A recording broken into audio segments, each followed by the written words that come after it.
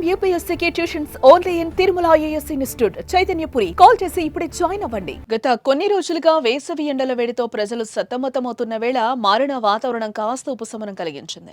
తెలంగాణ, కోస్తా, మహారాష్ట్ర మీదుగా ఉపరితల ఆవర్తనం కారణంగా తెలుగు రాష్ట్రాల్లో ఒక్కసారిగా వాతావరణం చల్లబడిందని చెప్పుకోవచ్చు. ఈ ఉపరితల ఆవర్తన ద్రోణి కారణంగా ఉమ్మడి మహబూబ్ నగర్, కామారెడ్డితో పాటు పలు జిల్లాల్లో భారీ వర్షం కురిసింది. అలాగే దీని ప్రభావంతో పలు జిల్లాల్లో చల్లని వాతావరణం కూడా నెలకొంది.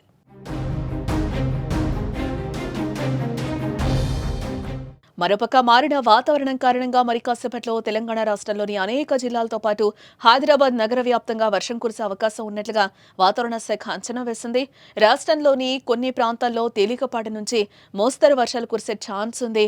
ఆదిలాబాద్, కొమరం భీం, ఆసిఫాబాద్, మంచిర్యాల, నిర్మల్, నిజామాబాద్, కామారెడ్డి జిల్లాలో ఉరుములు మెరుపులతో కూడిన వర్షం, 40 నుంచి 50 కిలోమీటర్ల వేగంతో గాలులు, కొన్ని చోట్ల మబ్బుల వర్షం కురిసే అవకాశం ఉంది.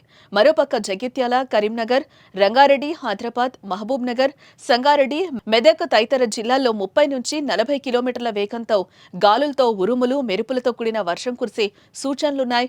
ఒడిశా నుంచి కొమారిన్ వరకు విస్తరించిన ఉపరితల ద్రోణితో పాటు ఛత్తీస్గఢ్ ప్రాంతంలో ఏర్పడిన తుఫాన్ ఆవర్తనం ప్రభావంతో వాతావరణంలో వచ్చిన మార్పుల నేపథ్యంలో తెలంగాణలోని కొన్ని జిల్లాల్లో భారీ వర్షాలు కురిసే ఛాన్స్ కనిపిస్తోంది.